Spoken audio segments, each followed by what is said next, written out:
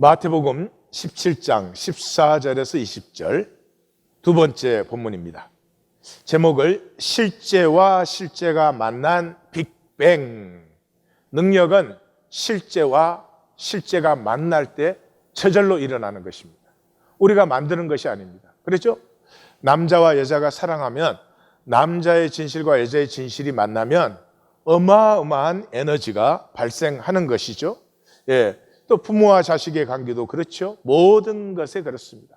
이 역사의 모든 혁명이 어떤 실제가 그 가슴에, 인간 가슴에 있는 실제를 만났을 때 일어난 것이죠. 그래서 이 기사는 첫째로 일반적인 치유 기사가 아닙니다. 치유 기사들이 굉장히 많이 나왔죠. 그런데 그런 기사가 아니다 하는 걸 알 수 있어요. 첫 번째는 이 컨텍스트가 예수님이 십자가를 말씀하시고 이제 남은 기간에 마지막으로 제자들의 훈련을 마감하는 자리에 있습니다. 두 번째는 이 본문의 주제가 주님의 치유가 아닙니다. 주님이 병자를 고쳐주셨다 이런 게 아니잖아요. 여기에 보면 주님이 화를 내시는 것도 같고 전혀 이상한 대화들이 막 나오죠. 이 주제는 악하고 패역한 시대의 불신입니다. 예, 그래서 그것이 보이면 이제 이 본문이 열리기 시작하는데 이것이 이 본문이 열리는 이 핵심이 이 본문의 컨텍스트입니다. 전체적인 흐름이에요. 첫 번째 십자가의 말씀과 두 번째 십자가의 말씀 사이에 나오는 것이죠. 첫 번째 나온 것이 변화산이고 두 번째가 이 아이의 치유입니다. 그러므로 여기는 병을 고쳐줬다 그러는 것이 아니라 산 위의 그 초월적인 세계와 산 아래의 이 저주, 이 하나님의 통치와 마귀의 통치의 두 모습을 대조시켜주고 있는 것이죠. 그래서 이 산 아래의 안타까운 부성과 그 절망, 그 외아들을 그렇게 아파하고 안타까워하는데도 어떻게 할 수 없는 그 절망을 이 세계의 모습이다. 그런 것입니다. 성경은 우리 세상에서는 이제 모성애를 많이 강조해요. 왜냐하면 부성애라는 게 타락해서 정말 거의 없어지다시피 했습니다. 그러나 성경적으로는 오리지널은 부성애가 훨씬 강합니다. 그래서 이삭을 제사 지낸 것도 아브라함이죠. 말라기 가장 마지막에서 아버지의 마음을 자식에게로, 자식의 마음을 아버지에게로 이렇게 되어 있죠. 신약에서도 야이로의 딸을 고쳐달라고 아버지가 나왔죠. 이방인의 경우에는 이미 그게 사라져가지고 그 이방인 여자는 엄마가 나와요.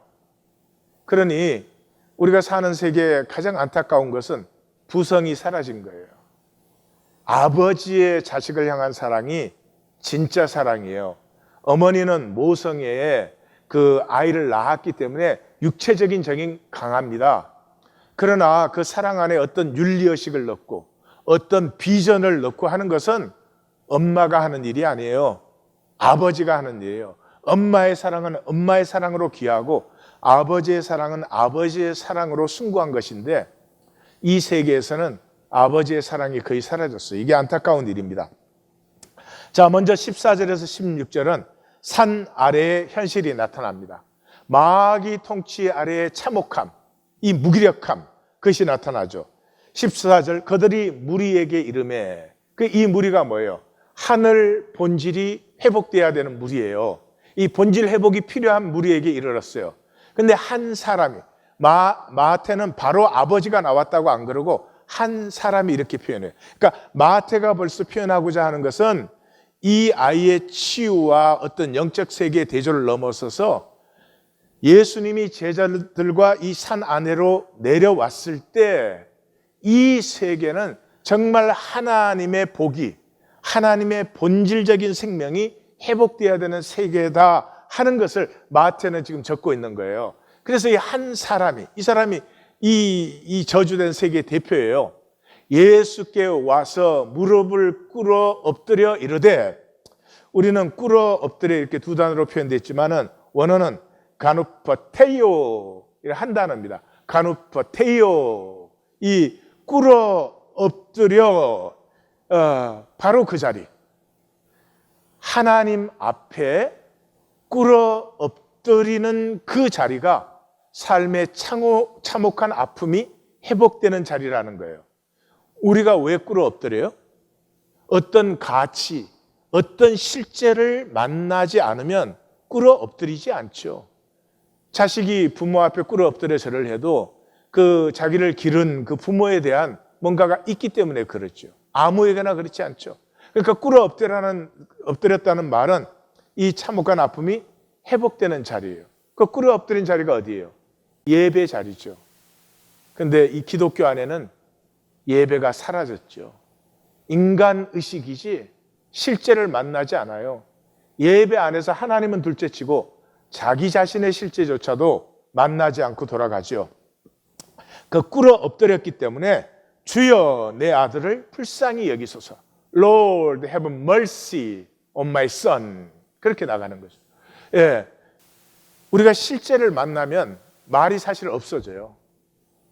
그냥 불쌍히 여기소서 이거밖에 할 것이 없어요. 그러니까 이 한 사람이 나왔는데 이 한 사람은 대표인데 무슨 대표냐 그러면 하나님이라고 하는 이 허상의 세계 속에 하나님이라는 실제 앞에 나온 대표예요. 근데 여기서 이제 마태는 그냥 내 아들 그랬습니다. 그렇지만 이제 마가복음을 보면 누가복음이죠. 외아들이라고 나오죠. 이 외아들이라는 단어가 구약 전체에 12번 나옵니다. 근데 5번은 문학서에서 나와요. 예, 그런데 그 문학서 외에는 창세기 22장 이삭을 제사 드리는 이 본문에서 3번 나옵니다. 벌써 굉장히 중요하구나 그러죠. 그 다음에 사사기에서 입다가 자기 무남 동료를 하나님께 바쳐야 될 때 나옵니다. 그 다음에 예레미야서, 아모스, 스가랴서에서 한 번씩 나오는데 이때는 모두가 이 하나님의 심판을 받은 상태가 독자를 잃은 그 아픔과 아픔 같은 아픔이다 하는 표현에서 나옵니다. 그러므로 여기 외아들이라고 하는 것은 그냥 단순히 인간적인 안타까움도 물론 있겠지만 구약적인 이미지가 여기 들어와 있습니다. 이 나를 불쌍히 여기소서 할 때 이 아픔은 말로 다할 수 없는, 세상의 어떤 것도 대체할 수 없는, 그냥 이 아들이 저렇게 괴로움 당하는데 돈이 많이 생기면 괜찮아진다든지 아니면 뭐 무슨 큰 기쁜 일이 생기면 된대, 그런 게 없는, 대체할 수가 없는 아픔이다. 그런 의미를 여기 이제 가지고 있는 거예요. 그가 간질로 심히 고생하여 자주 불에도 넘어지고 물에도 넘어지는지라. 그래서 이 하나님의 통치, 긍휼의 통치가 부인된, 사탄이 통치하거든요, 세상은. 그러면 우리가 하나님의 통치를 부인한 거예요. 사탄은 권세가 없어요. 사탄은 자기가 다스릴 수 있는 아무런 권세가 없어요. 우리가 하나님의 통치를 부인한 거짓 속에서만 사탄이 왕노릇할 수 있는 것이죠. 그래서 하나님의 통치가 부인된 자리에 이 사탄의 통치의 악함을 보여주고 있어요. 그래서 16절에 내가 주의 제자들에게, 그러니까 남아있는 9 제자죠, 데리고 왔으나 능히 고치지 못하더이다. 그러니까 마태가 보여주고 있는 것은 부활을 만날 때까지, 굉장히 중요한 포인트입니다. 부활을 만날 때까지 준비되지 않은 제자들이에요. 그래서 마가복음에는 보시면 예수님이 이제 훈련시키잖아요. 둘씩 짝지어서 내보냅니다. 그게 6장 7절에서 13절인데 그 13절에 보면은 제자들이 나가서 많은 귀신을 쫓아내며 많은 병자에게 기름을 발라 고치더라 하는 결론이 나와요. 근데 마태는 그걸 싹 생략해버려요. 왜냐하면 그거 보지 말라는 거죠. 왜요? 그거는 훈련 상황에서 이루어진 거예요. 마치 운전하는 사람이 이 로컬길에서 이렇게 운전 배울 때는 잘했잖아요. 근데 혼자서 그때 고속도로 들어갈 수 있어요? 못 들어가요. 그것과 똑같은 상황이에요. 예수님께서 훈련시키러 보내시고 훈련 상황을 예수님이 만들어 주셨을 때는 됐지요. 그러나 이제 스스로 홀로 서기를 해야 될 때는 아직 제자들은 준비가 되지 않았다. 그리고 이것은 9 제자만의 문제는 아니다. 왜냐 그러면 19절에 가서 제자들 모두가 어찌하여 우리가 고치지 못했습니까? 라고 하는 질문이 나오니까 그래서 12 제자 모두에게 해당되는 것이죠. 또 마가복음 9장 14절에서는 보면은 서기관들과 변론하고 있었어요. 변론하고 있으니까 변론은 했다는 말은 고치지 못했지만 이유가 있었다. 정당한 것이 있었다. 이런 것이죠. 그러니까 이 상태가 어떤 것이에요? 예, 생각과 말로는 옳아요. 그런데 삶으로는 살지를 못해요. 실제 능력이 없는 상태, 아직 그 상태를 보여주고 있어요. 그러니까 우리 상태죠. 우리가 무엇이 맞고 무엇이 옳고 우리가 다 알죠. 근데 우리 현재 문제는 우리의 삶에서 그것이 사라지지 않는다는 것이죠.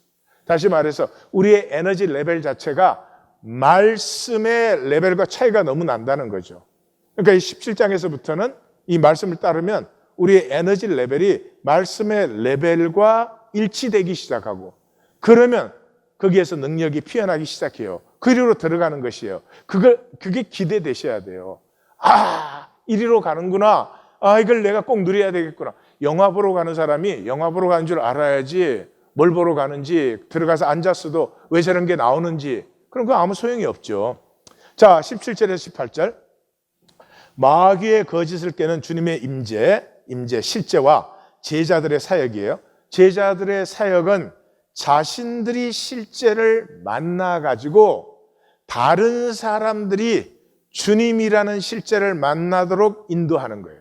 예, 주님이란 실제와 저들이 만나도록 인도하는 건데 이 실제를 내가 먼저 만나지 못하면 인도해 줄 당연한 거죠. 내가 못 만났는데 어떻게 만나도록 인도를 해요. 예, 그래서 예수께서 대답하여 이르시되 이때로부터 예수님의 말씀 중에서는 harshest comment, 가장 아주 혹독한 말씀이 나오십니다. 믿음이 없고 패역한 세대여. 이게 누구냐? 아버지는 아니에요. 왜냐하면 복수니까. 그 다음에 제자들도 아니에요. 성경 어디에도 예수님이 어디에서도 제자들을 세대라고 부른 적이 없어요. 그러니까 이것은 무엇이에요? 이 실제를 부인하는 그 세대, 특별히 지금 유대인, 마태복음 유대인에게 쓰신 것이니까 종교 세대. 종교 세대. 종교인은 실제를 절대로 안 만나요. 자기가 답을 갖고 있거든요. 그리고 답이 실제로 답을 아는 것이 능력이라고 착각을 해요. 그래서 삶에서는 사랑은커녕 사랑 좁쌀도 없는데 굉장히 자기가 옳게 산다고 생각을 하는 게 이 종교인들이에요. 그러니까 종교까지는 마귀가 속일 수 있어요. 그러나 실제는 마귀가 속일 수가 없어요. 실제를 어떻게 거짓으로 만들 수가 없잖아요. 그러니까 종교 생활에서 실제를 만나야 되는 것을 보여주는 것이 마태복음 17장부터의 여정이다 하는 것을 이제 좀 아셔야 됩니다. 내가 얼마나 너희와 함께 있으며, 이 말은 뭐예요? 구약을 읽으신 분이면 이게 대번에 느껴집니다. 광야에서 또 구약 전체 이스라엘의 역사에서 하나님이 함께 하셨죠. 말라기까지 함께 하셨죠. 분명히 함께 하는데 백성들이 부인했죠. 그죠? 광야에서는 무리바 사건이 알파와 오메가예요. 무리바가 뭐예요? 하나님이 우리 중에 계신가 안 계신가로 싸웠어요. 그래서 불과 몇 명 빼고는 다 안 계신다고 했어요. 실제를 부인하는 거죠. 왜 실제가 부인돼요? 상황이 진짜니까. 상황이 절대화됐으니까. 아니 하나님이 계신데 왜 우리가 목마르냐, 이게 불편하냐, 등등등이 되는 거죠. 그래서 하나님이 함께하는 실제를 피하는 이스라엘의 종교 왜 만들었어요? 하나님의 실제를 피하기 위해서. 그냥 이렇게 의식해주고 그 다음에 하나님은 계세요. 제가 알아서 살겠습니다. 제가 욕심 부리는 것만 도와주시면 돼요. 이게 종교죠. 그래서 내가 얼마나 너희와 함께 있으며 하는 것은 그 모세의 노래, 신명기 32장의 모세의 노래에 보면은 이 표현이 계속 나오는 걸 볼 수 있어요. 모세의 노래를 읽어보시면 시작이 말씀의 실제성으로 시작해요. 말씀이 실제성이에요. 그래서 말씀에 쉐마하게 되면 하나님의 모든 약속이 이루어지는데 그들이 그 말씀을 쉐마하지 않아요. 따르지 않아요. 여호와를 향하여 악을 행하니 하나님의 자녀가 아니요 흠이 없고 삐뚤어진 세대로다. 20절에는 내가 내 얼굴을 그들에게서 숨겨 그들의 종말이 어떠함을 보리니 그들은 심히 패역한 세대요 진실이 없는 자녀다. 어때요? 지금 예수님 표현하고 거의 비슷하죠. 비슷한 이유가 같은 마음이에요. 분명히 하나님이 함께하고 있는데 그걸 부인해요. 왜요? 에고는 인정하면 에고가 없어지죠. 예? 자기가 왕노릇하는 게 끝나는 거죠. 그래서 그 다음에 얼마나 너희를 참으리요? 이건 심판이죠. 내가 더 이상 참을 수 없다. 그게 심판이죠. 얼마나 너희를 참으리요? 그리고 그를 이리로 데려오라 그랬습니다. 그러니까 여기 이 악한 세대 앞으로 제자들이 감당해야 될 사역이 뭐냐 그러면 부인된 하나님의 실제, 이 주님의 실제 앞에 영혼을 데리고 와서 이 하나님의 실제와 우리의 실제, 우리 속에 있는 겨자씨만한 이 하나님의 형상, 이 실체가 인카운트링 되도록 섬기는 것이 제자들의 사역이다 하는 것을 보여주고 있어요. 그래서 민수기 14장 27절에 보면은 나를 원망하는 이 악한 회중에게 내가 어느 때까지 참으라 이스라엘 자손이 나를 향하여 원망하는 바 그 원망하는 말을 내가 들었다. 이렇게 뭐 다 잘 아시죠? 가데스 바네아에서 12정탐꾼 보냈는데 그 여호수아와 갈렙만 우리가 참 정복할 수 있다. 그리고 10명은 우리가 메뚜기 같아 뭐 이렇게 했죠. 그래서 상황이 거짓인데 상황을 절대화시키고 자기들과 함께하는 하나님은 완전히 비실제로 그래서 이 실제인 말씀, 이 약속을 불신한 것이죠. 불신했어요. 왜 그러면 이렇게 실제와 이 허상이 이렇게 바뀌는 거예요? 주인이 바뀌지 않았기 때문에. 종교에서는 하나님을 주라고 고백해요, 분명히. 근데 그 하나님이 절대로 주인이 아니세요. 그럼 누가 주인이에요? 내 에고가 주인이죠. 에고의 종노릇을 하면 이렇게 참혹한 일이 일어나는 것입니다. 외아들이 불에 던지고 물에 던지는데 꼼짝 못해요. 절망밖에 없어요. 에?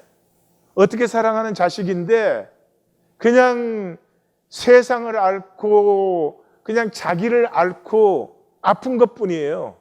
근데 부모가 아무것도 못 도와줘요. 왜요? 부모 자체가 실제를 살지 않으니까. 지금 이것이 모든 가정의 현상이에요. 상황이에요. 우리가 실제를 만나야 됩니다. 우리 안에 실제가 있어요. 겨자씨보다 작지만 하나님의 형상이 있어요.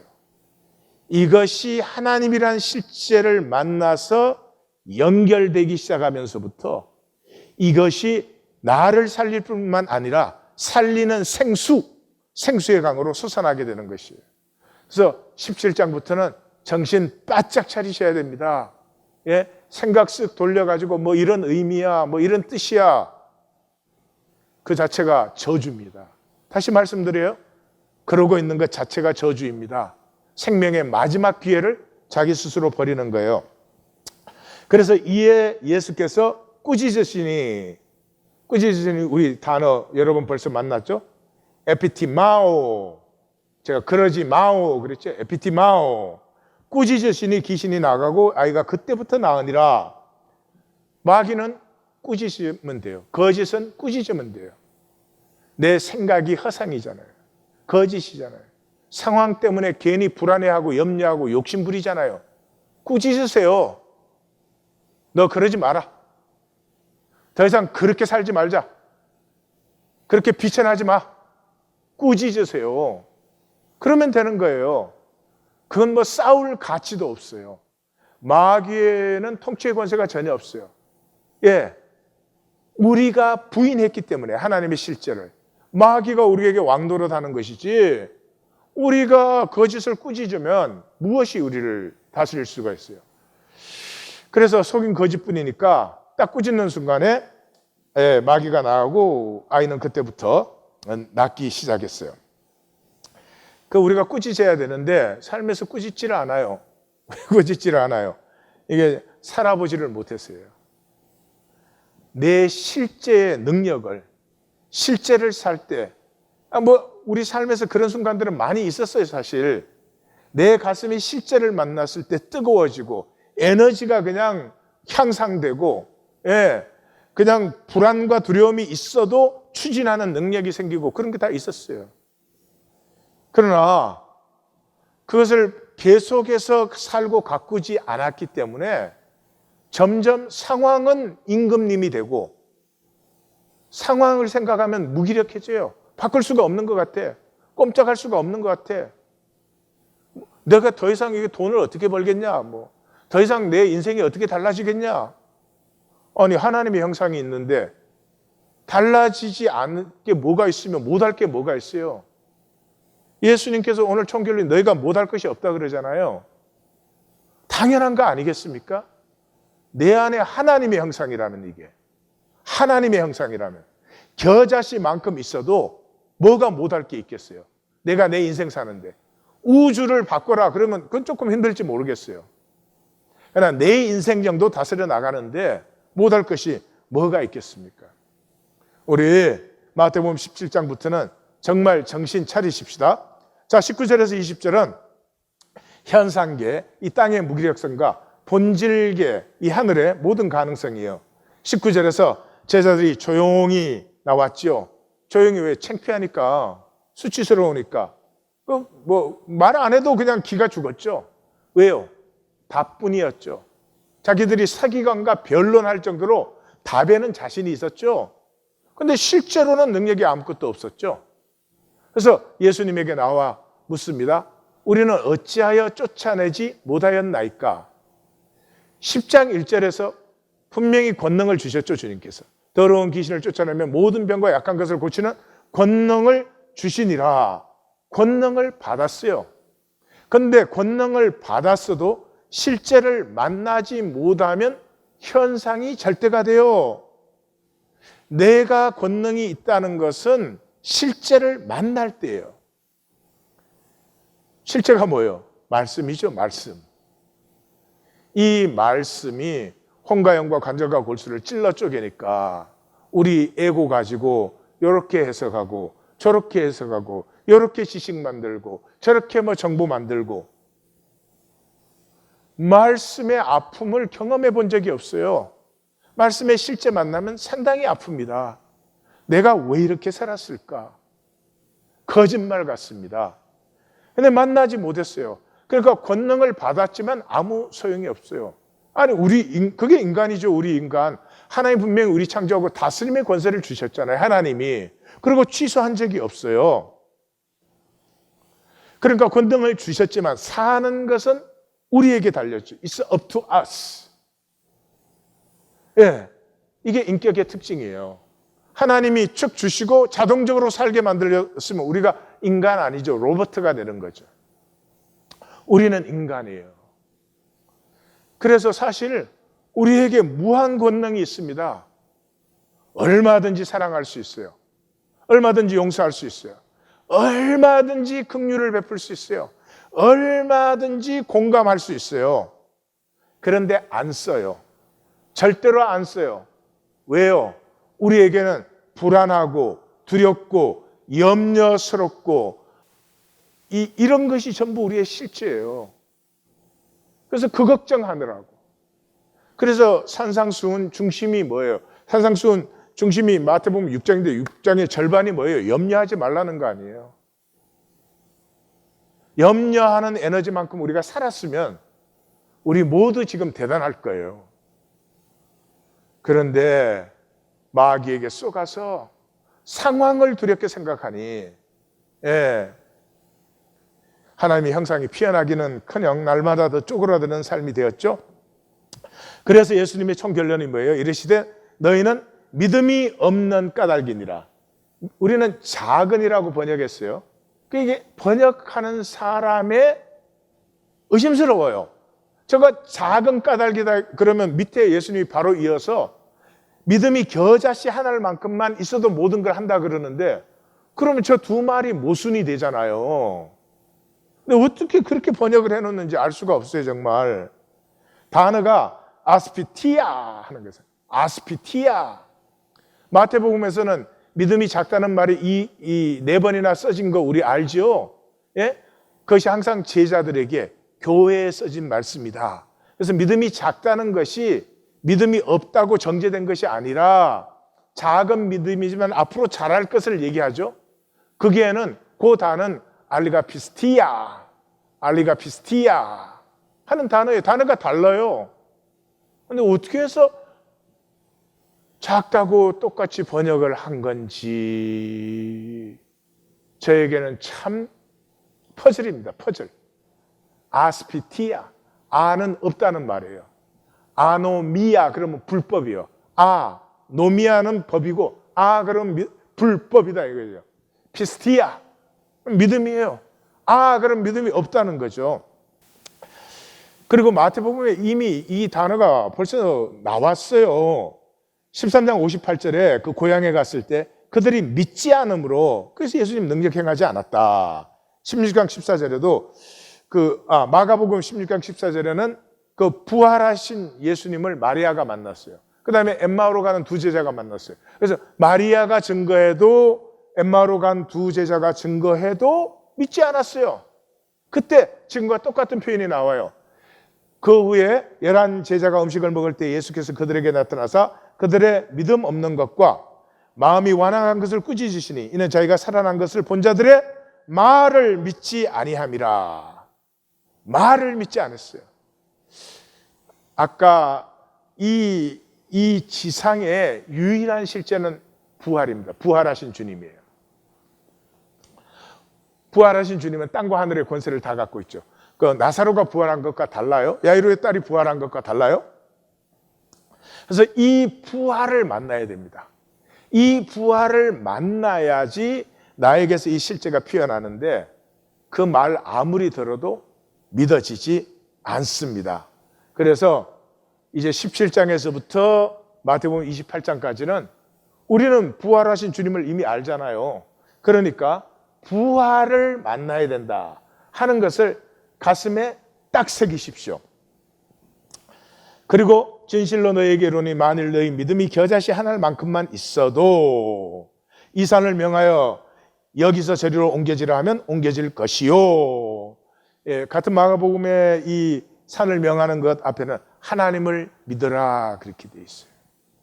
우리가 안 믿어요. 하나님이 실제가 아니에요. 우리가 예수님 십자가에 죽으시고 부활했다 말은 잘하지만 부활 안 믿어요. 여러분 일상에서 하루에 부활 몇 번 생각하십니까?